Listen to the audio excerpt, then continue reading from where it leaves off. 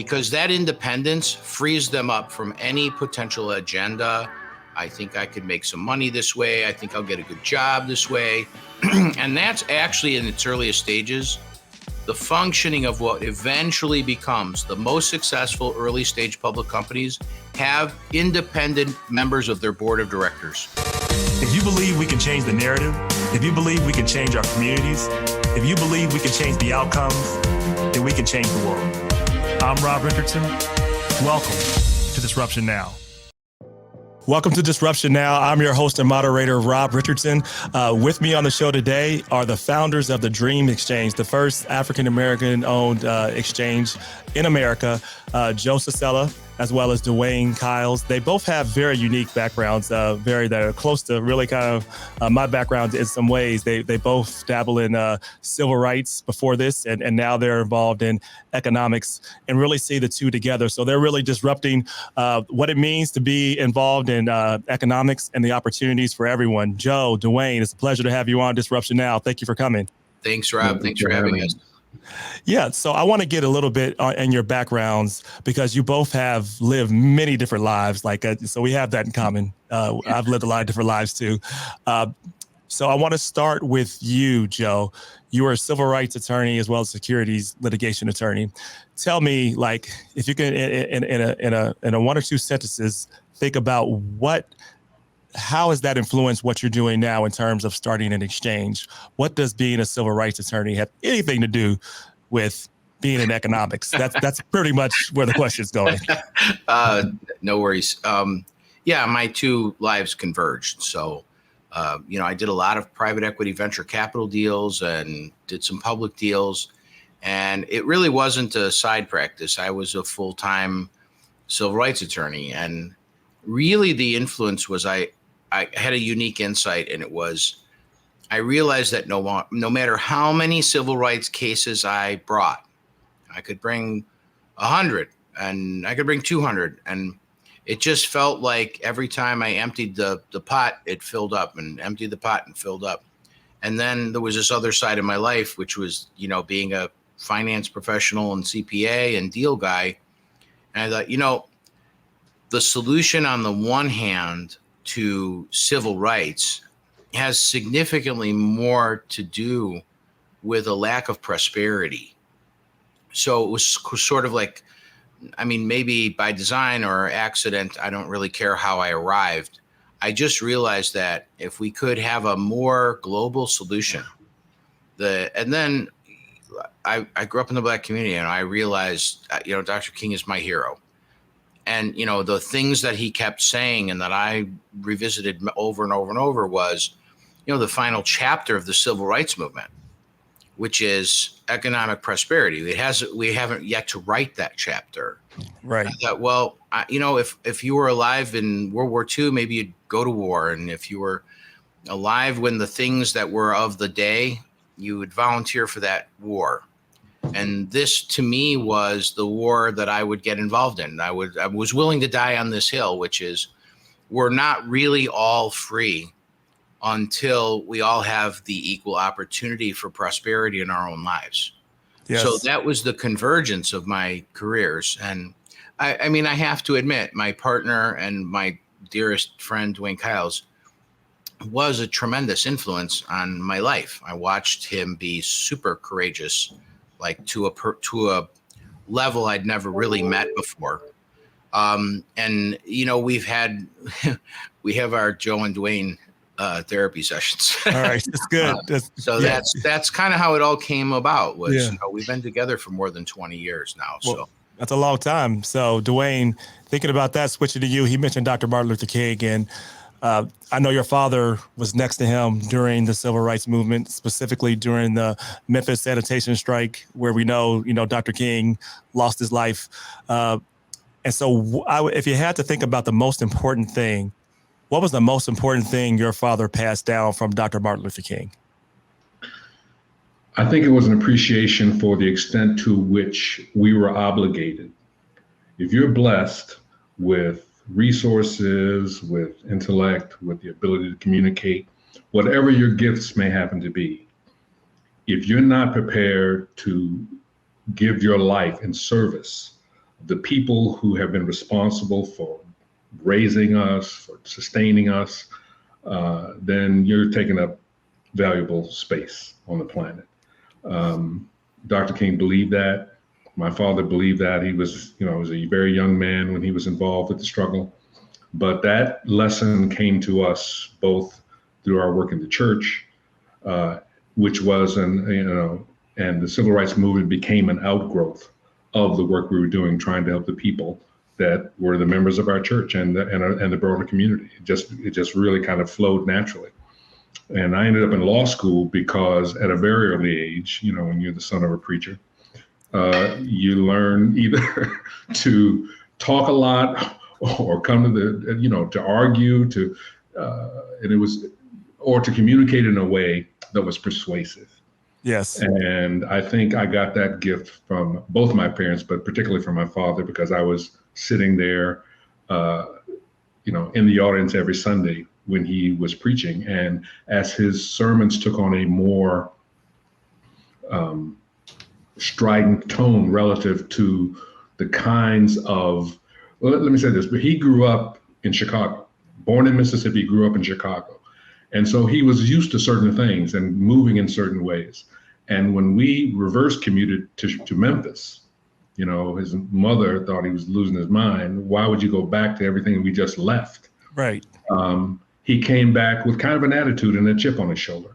And I think Dr. King gave him an opportunity to see that he was not alone and to be part of a community that was committed to making sure that his members and his church could be as successful, as prosperous as anyone else in that city. Absolutely. And he believed that, and he instilled that in me. And I remember hearing a quote that you quote very often from your father, I believe, that you can kill the dreamer, but you can't kill the dream.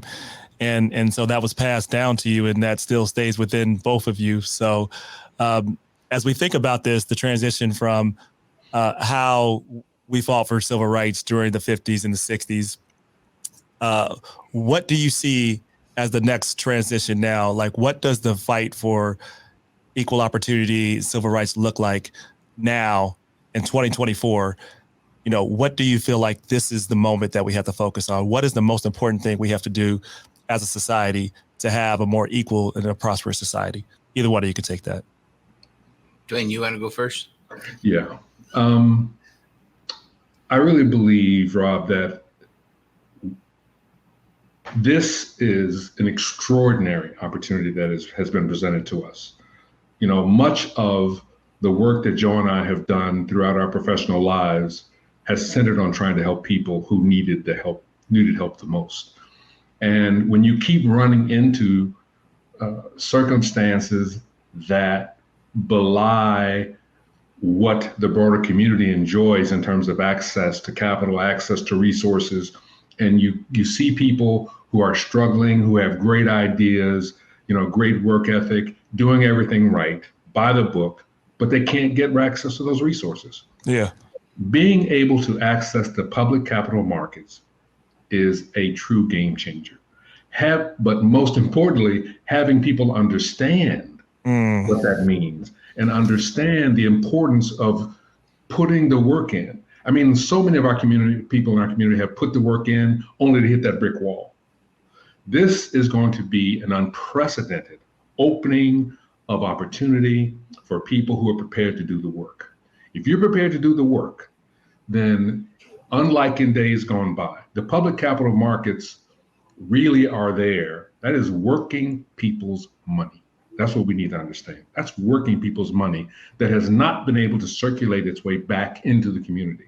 So what this tremendous leap forward means is that we are committed to educating people, encouraging people, supporting people to make sure that if they're prepared to put the work in, now it's not going to just fall in your lap. No. You've got to put the work in. But if you're prepared to put the work in, then we are very committed to building a community of interest that will support each other and that will make sure that hard work will pay off for generations to come in your family and the families of the people that work with you. I mean, capitalism is not a terrible thing if people are doing it with an understanding that we are our brother's keeper. We do have to. Yeah, I heard Tavis Sally within. say this once, Dwayne, just sorry to interrupt you.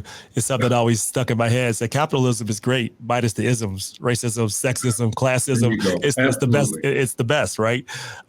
Right. It really is, because what it does is it incentivizes people to really do the best and be the best that they can be. It really does, because there are tangible benefits, not some up in tangible benefits from doing so. Yeah. And with those tangible benefits, people can see and be encouraged that they too can live a good life. Yes. But unfortunately, there have been so many barriers placed in our way.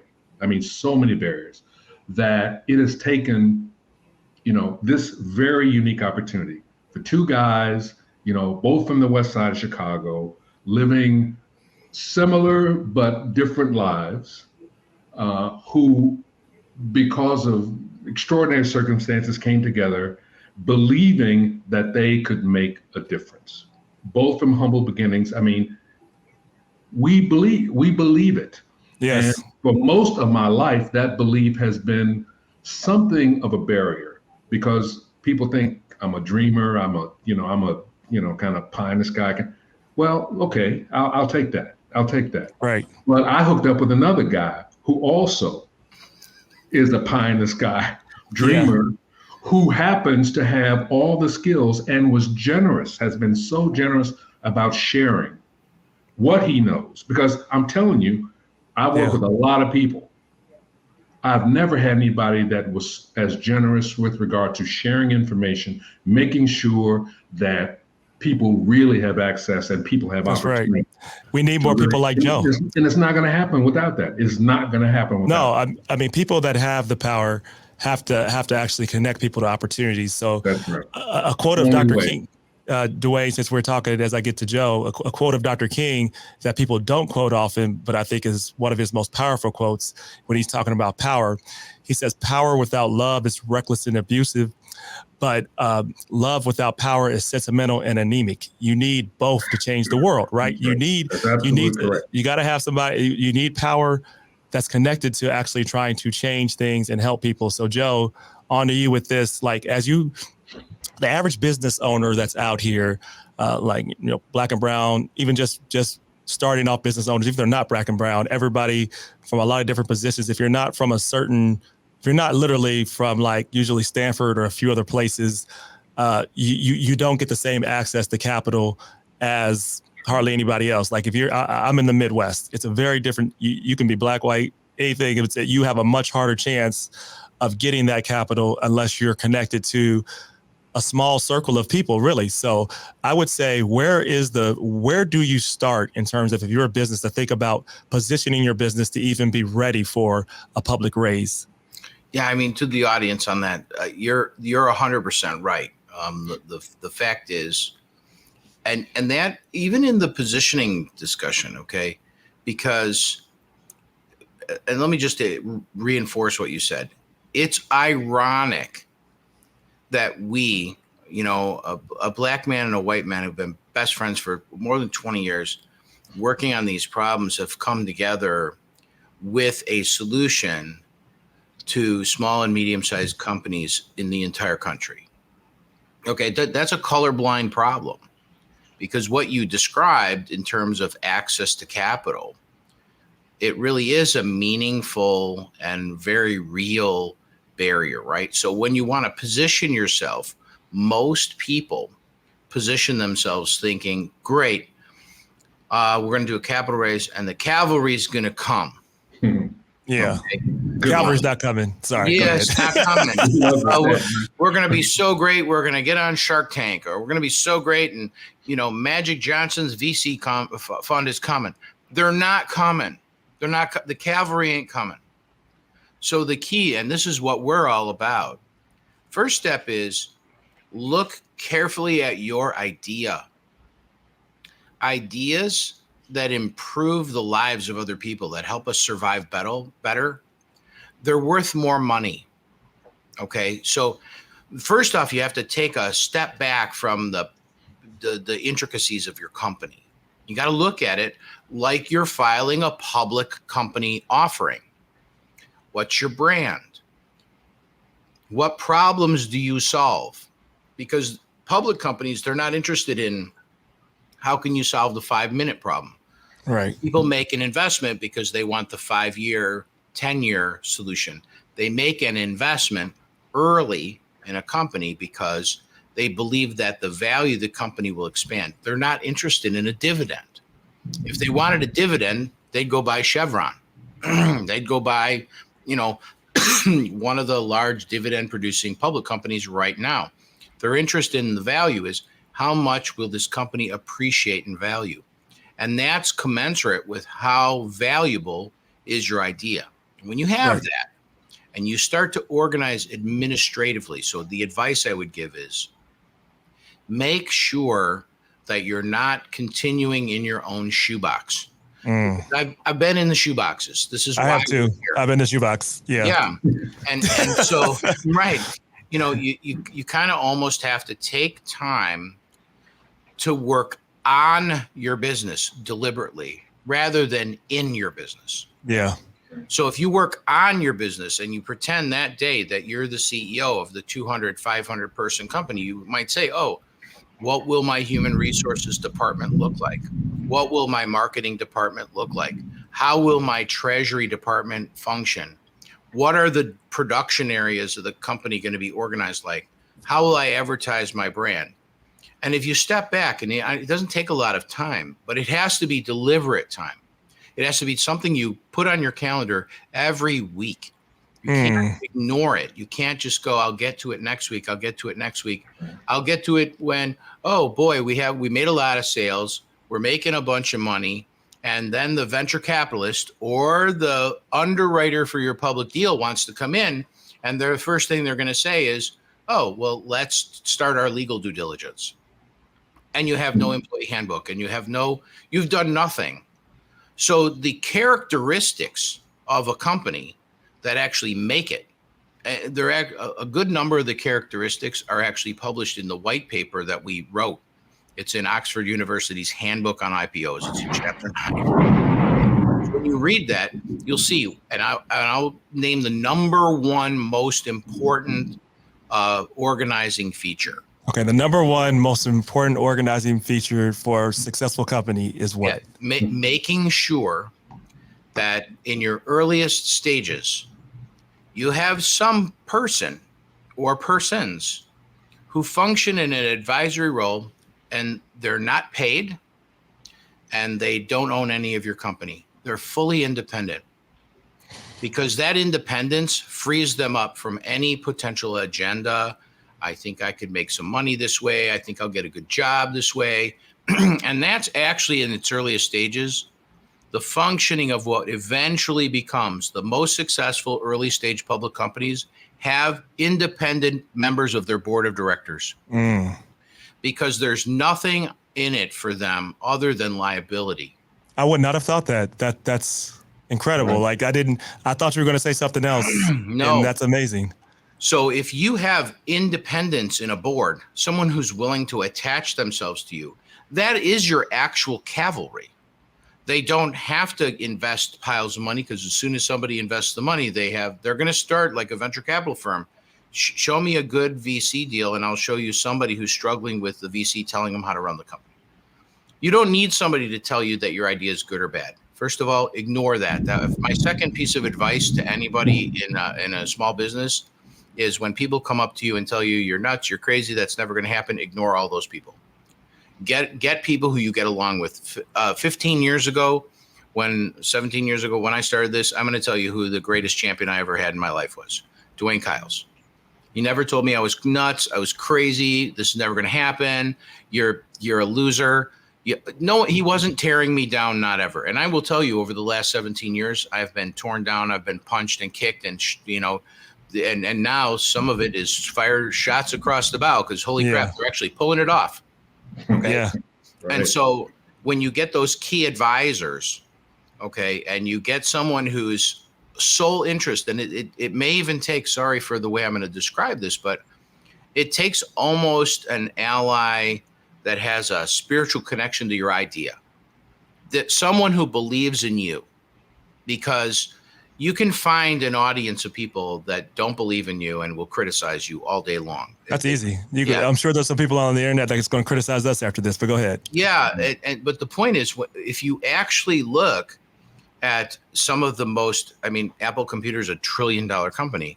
It started in a garage. Well, you know, there was just some people there. They were undeterred, and no matter how many times somebody shot them down, or they always found a way because they believed in themselves and they stuck with it. I mean, we could have called ourselves the Believe Exchange. You really have to believe it to manifest the idea into something physically, production, services measurable, you know, number of desks sold. Okay. Before that gets there, it's in the ether. It's a concept. It's your idea. A stock exchange we're not going to be looking at concepts, right? We have companies, they operate, they have revenues, we have all kinds of requirements. But in order to get there, and I think what Dwain alluded to before about sharing the information with other people about this is, to me, the most valuable thing we could be doing right now is saying to people two things. One is there is a pathway. There is. Yes. And you are responsible for creating the pathway. And we can partner with you in doing that as we expand our exchange. That's the first thing. The second thing, and you touched on it with capitalism and the isms. This is something I've been like shouting from the ramparts. Stock exchanges are what are called auction markets. Okay, auction markets work. It's like, and when something works, you can't start trying to analyze the workability of the thing that works. What we have to do is look at, oh boy, there are 10 MBE public companies out of 6,300 right now. Why is that? Is it because the auction markets don't work? So say that again. Out of how many public companies are there? There are about 6,300 listed symbols on stock exchanges that are traded today. Okay. And there are how many that are minority owned? 10? 10. Okay. It's very low percentage. That's less than 1% by lot. It's 0.2. Okay. So when you start examining that, you could draw the incorrect conclusion that, oh, auction markets don't work. No, they just don't work for everybody. And I'll use this kind of dangerous analogy. Water fountains work. But at one time in the country, one group of people had to go to one water fountain and another group of people went to a different water fountain. Was it the water fountain's fault? No. It's the structure of how it was how it was given out, or the accessibility of it. That's what it was all about the accessibility of it. So what we're laying down is a bridge between one side of the proverbial playing field and the other side, which is all of the recruits that we can bring onto the playing field. We bring the players across the bridge, and now once all communities, all people, all small businesses, people who have great ideas are able to get in the game. Well, Katie bar the door. I mean, and I'm going to say this it's a strange. You asked earlier how I got here. I found the most ingenious Black business owners. Okay, they were geniuses. You want to know why? They didn't actually have the same resources as other people. They had to come up with, well, how do we put the duct tape here? And how are we going to make sure the wheel spins? And they didn't have all the normal tools that were available, but somehow they kept keeping on. And so once we provide access to a $37 trillion pool of public market capital to a very broad audience of quality companies with wonderful ideas, I think there's a number of things that will happen. First of all, before we get into that, because I want you to go there, because I want to get to Dwain. No, it's good. It's good. No, but hold on to what that's going to be and what success would look like. Dwain, like, how do you find and identify businesses to be a part of the exchange? Like, how do you go about doing that? Because I hear all the time from people, there's not enough, we don't have enough capacity, or people aren't out there, so on and so forth, the excuse. How has the Dream Exchange gone to identify potential businesses that others could not find? Well, let me answer that this way. We would be not that smart if we thought we were going to build this business on Black-owned companies or minority-owned companies that are ready to go public. Not a good idea. We are interested in making sure that any small business that is prepared to go public, but has been left behind by the changes in the marketplace, which have existed for the last 20 years since the advent of electronic trading. Sure. There are lots and lots of companies that have been dependent upon private equity, crowdfunding, crowdfunding, over the counter, drama. I mean, they have really, really struggled to get access to capital. For us, that is the low-hanging fruit. There are 10 companies right now in New York and New Jersey that are MBEs that are approaching $1 billion in revenue. Nobody's looking for them. Nobody's talking to them about listing. We are. We're going to go out of our way to make sure that companies that can be successful and that can help to rebuild communities from the inside out are going to get access to this capital. And I promise you, the biggest fear, that Joe and I have is that once, particularly when the venture exchange is up and running, there's we're going to be drinking from a fire hose, as he is wont to say, because That's exactly what's going to happen. It's not for lack of, there are millions of businesses in this country. There are 6,300 public companies listed. Anybody that can do math at all can figure that there are going to be a lot of companies that are available to be listed on stock exchanges. The key, though, for us is that we have to make sure that we're creating an ecosystem. Right. And that ecosystem will involve kids going to Aerial Academy and learning about producers and consumers for the last 25 years in Chicago. Yep.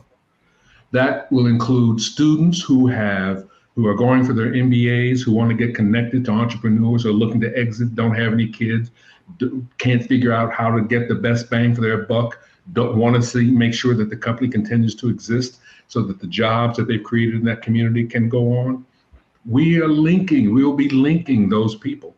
We'll be linking mature businesses that are looking for exits that are not connected to the right people. Yeah, makes sense. We will provide a very holistic environment. And what we really hope to do, and I know this is where it gets to be pie in the sky, we are really focused on people's integrity and then bringing, if not spiritual, some certainly ethical baseline to the mix. Because if we continue down the path that we are, and we all know that, from the days of slavery, we've been taught not to trust each other. It's not just that it just kind of happened.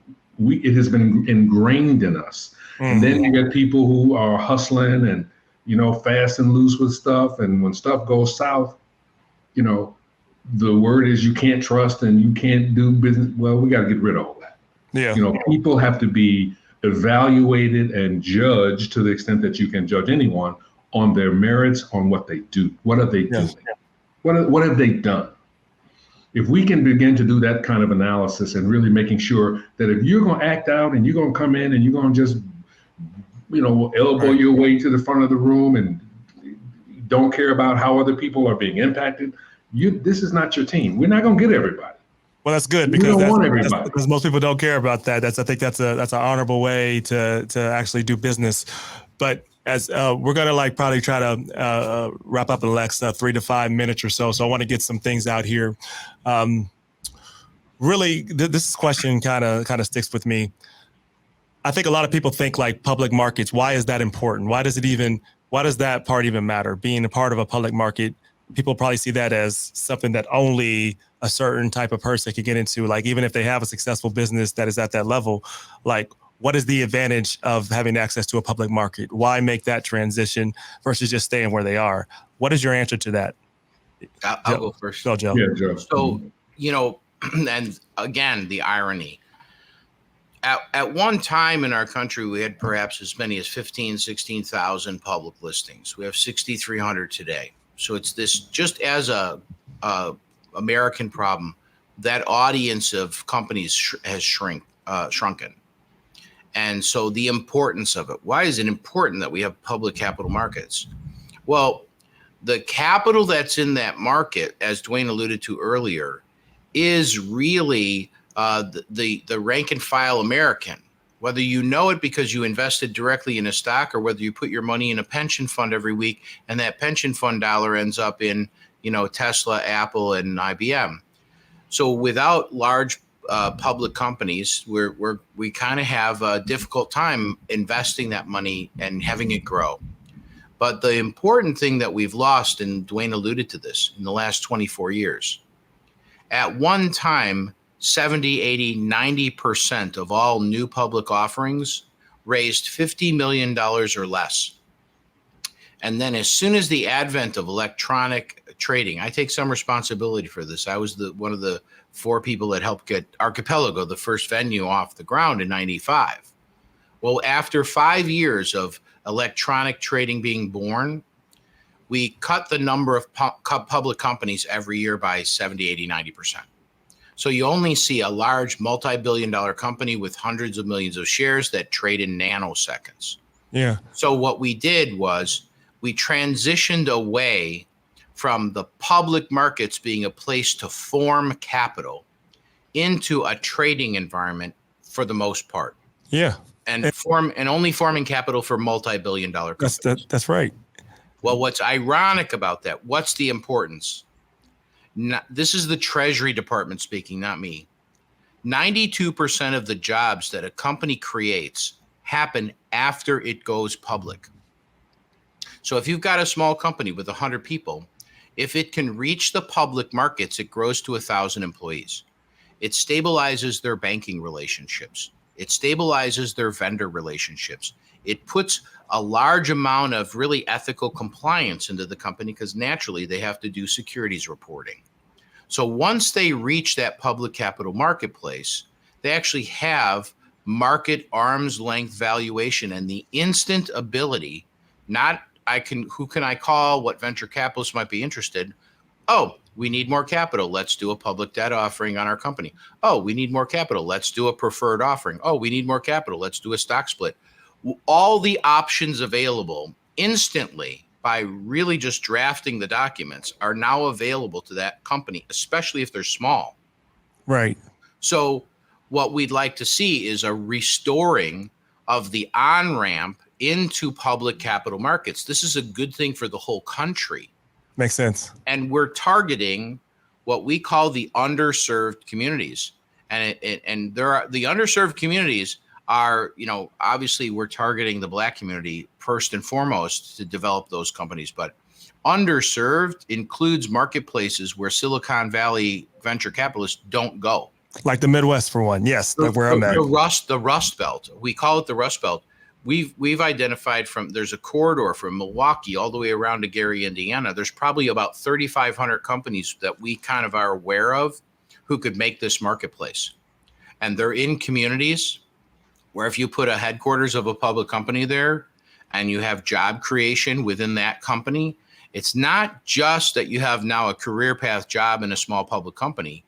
It's the ecosystem around public companies that affects communities. Yeah. So your car dealer, your restaurants, your dry cleaners, whatever it is, if you look at a large headquarters of a public company anywhere in America, show me the community around it and I'll show you a flourishing and prospering community. Absolutely. And but my one kind of reservation is that you said part of the reason for this big transition from IPOs to being more publicly accessible was electronic trading, correct? Is that correct? Yes, it is. Yes. So, a lot of what I do is in AI and algorithms.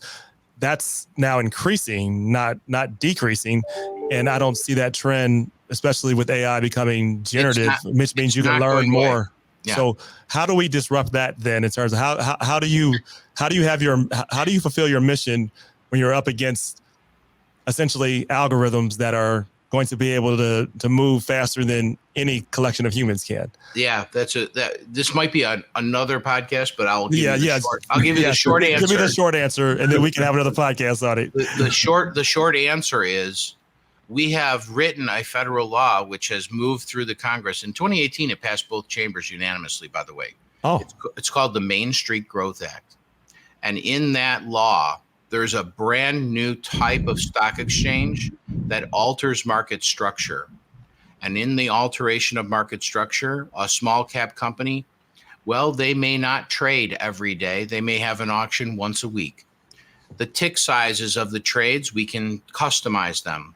We can actually customize the onboarding process and lower the listing requirements without lowering the listing standards. So if you have a company that has integrity, but it's small, it can make a marketplace where the main market, the high volatility, look, 25% of all stock every day trades in 1.64 seconds. Okay. Out of the 8 billion shares a day, 2 billion shares transact in 1.64 seconds. That doesn't work for a small company. So the law creates a brand new type of stock exchange that has never existed before, which we will be the pioneers in. Oh, wow. And we're allowed to accept listings, smaller cap, smaller share prices, same reporting standards or similar, not as expensive, but we put them in a cloistered, protected marketplace where exchange oversight of the potential abuses of any high-speed trading. There won't be any high-speed trading at all. It's an investing market. It's a capital formation market. So yeah, we have a complete solution to that marketplace, which is exactly. Oh, that's good. You created a new law around it, which is brilliant. Yeah. As we think about this now, so I have a conference every year, which I invite you to, and I'll be in Chicago actually in a few weeks in July. But I'm going to Chicago, I think, Startup Week or something.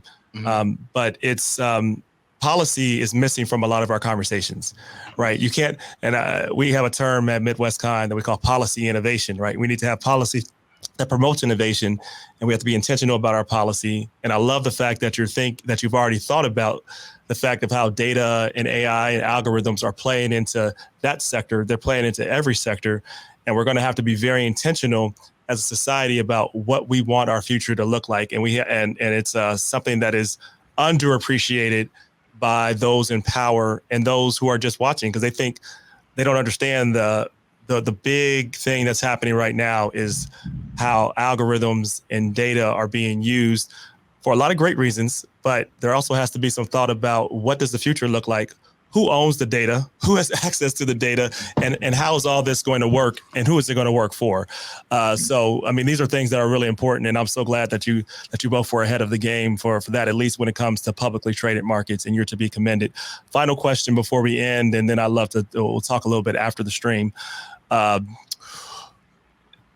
If you were to go into the future, 2040, what would success look like for the Dream Exchange? Let me take a crack at that. 2040, I am very optimistic that we will have forged relationships with legacy organizations in our communities to teach them, help them to be more entrepreneurial, help them to amass significant endowments, and to really be in a position to better educate and support their memberships, because they have become distribution channels for the kind of information that we'll be pushing into the community that is designed to encourage entrepreneurship and create supportive environments where entrepreneurs can really thrive. Yeah. Joe, what does success look like? Yeah, and it's in my lifetime. So the 2040, I expect to be here.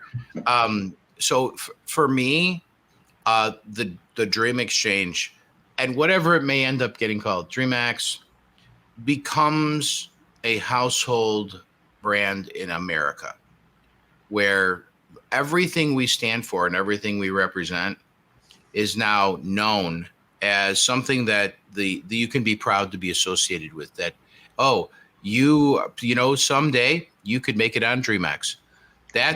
to me, in 2040, right now, we're trying to tell people Dream Exchange exists. But in 15 years, I'm hoping that there aren't even TV shows like the Shark Tank anymore. So people aren't holding their hat while begging a billionaire for $500,000 to make their dream come true. It's like, oh, pretty much standard. We have a position in the Dream Exchange called the Dream Catcher. They go out, they're interviewing, human interaction is happening amongst the companies. They're getting their help. They're getting the necessary educational tools. So they develop themselves from the earliest possible stage preparing for this. And then we give all of our investment dollars into the companies that promote the greatest potential for human beings to survive. This is what we have to do with our money. It's why we have AI. It's why we have electric cars. It's why we have forced air heat, because we're not in a cave anymore. Every time we had a great idea, we kept putting our human and our financial capital behind those things, and it has made life on Earth change for eternity. Yep. So we want to represent that. Well, that's a great vision. Joe Cicella, Dwain Kyles, the Dream Exchange, the first Black-owned Dream Exchange, the first Black-owned exchange in the world, I believe, at least in U.S. history, in America history, excuse me. I'm sure there's some in Latin America in terms of a minority-owned, but the first Black-owned in America, disrupting what it means to create wealth and opportunities. Thank you for your work. I definitely look forward to working with you more. Stay on after we end the stream for a couple of minutes if you can. Awesome. Thanks, Rob. Thank you so much.